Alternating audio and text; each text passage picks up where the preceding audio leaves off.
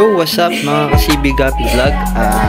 Welcome back again to my channel guys. At sorry guys, at medyo matagal tayo hindi nakapag-upload ng video at busy kasi tayo guys. May mga ginawa tayo, may mga binili, may mga inasikaso. At yun guys, ngayon at makakapag-update na ulit ako sa inyo. Alam ko, inaabangan nyo mga update natin. At yun nga guys, thank you nga pala dun sa mga sumusuporta, nanonood ng vlog natin, nagko-comment, nagla-like, nag-share. Siyempre dun sa mga nagsasubscribe ng channel ko guys. At thank you talaga sa inyo guys, na-appreciate ko kayo lahat guys, na mabuhay kayo lahat. So yun guys, may update ako nga pala sa inyo, sa mga naghihintay din ng update. Alam niyo na siguro kung ano to kasi inaabangan din talaga to ng mga buyer ko sa GC ko, mga nakakakilala sa akin, inaabangan natin nila. So ayun guys, punta na tayo dito guys, kasi itong full gold natin dito guys, kung napapansin nyo, di ba wala na yung breeder dyan. Nandoon muna yung breeder yun, no? Doon ko na sila lalagay, for ano na sila dyan, for real na talaga, dyan na talaga sila, stay na talaga sila dyan. Kasi nahirapan ako alisin yung mga fry kasi sobrang dami at sobrang liliit guys. Good news dito guys, ayan kung makikita nyo, talagang sobrang dami po guys, sobrang dami talaga. Ayan, hindi ko mabilang kung ilan tong binuga nito. Actually guys, ano pa to, nabawasan pa to.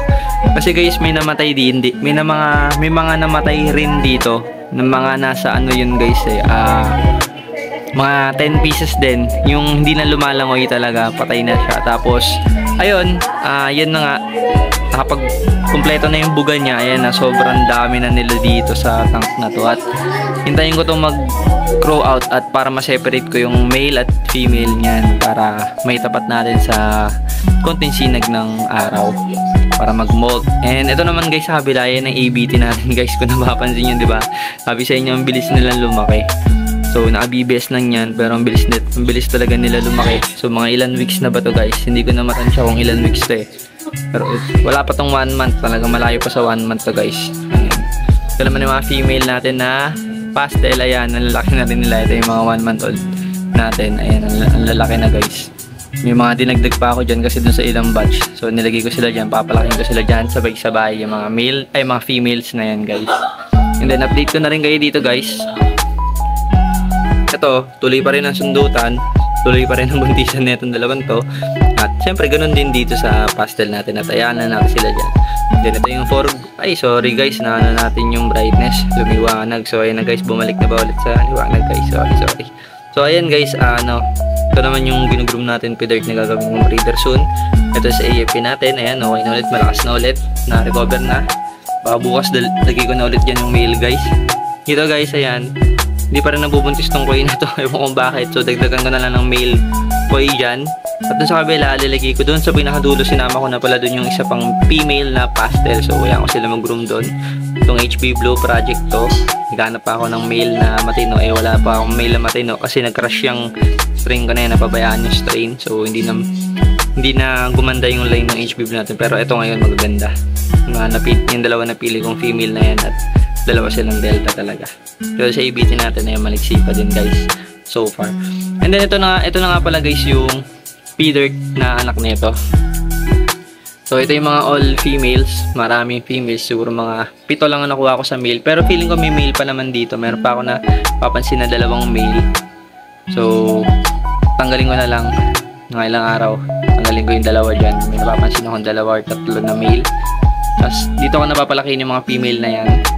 At itong full gold natin dito guys, dito na talaga to, dito na muna to, dyan na talaga sila, for real na sila dyan, tank na nila yan. So mangyayari itong 2 tank na to, it's grooming na talaga, for grooming na yan guys. At syempre guys, may good news ako, ito nga pala guys, nagdagdag ako ng tank at stand. So 10 gallons to guys.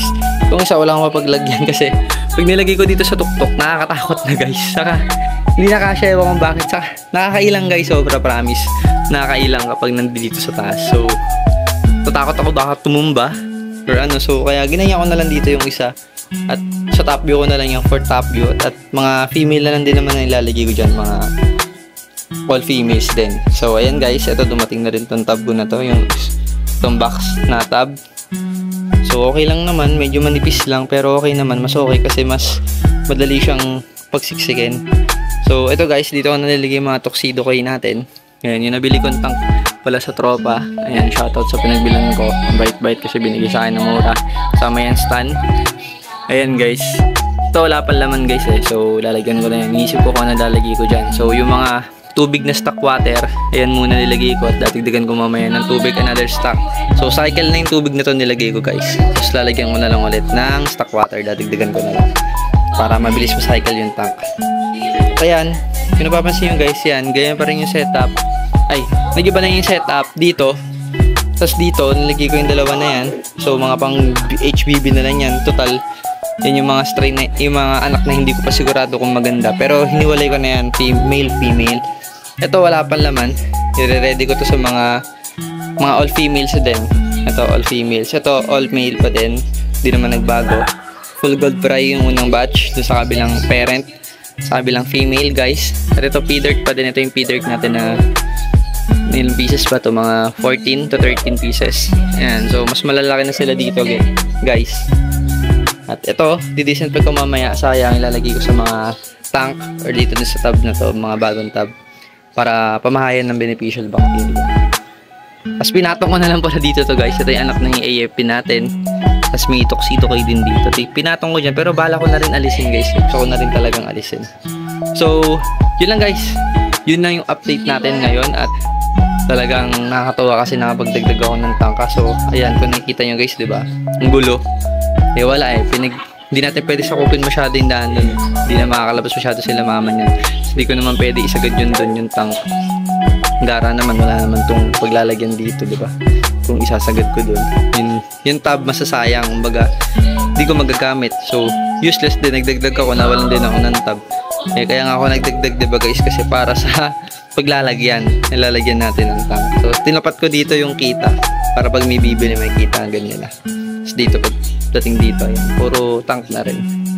So yun lang guys, thank you sa mga nanonood guys. At di ko kayo kalilimutan, comment lang kayo. Hindi ako nag-ano guys, hindi ako snabero sa comment sa YouTube. So may mga nagtatanong din kung magkano yung full. Nire-replyan ko naman kayo guys. At wait lang sa mga pinapalaki natin fry. Sana magsipaglaki yan na yan. At makapag-out din tayo sa mga naghihintayin. Yun lang guys, peace yo, bye bye.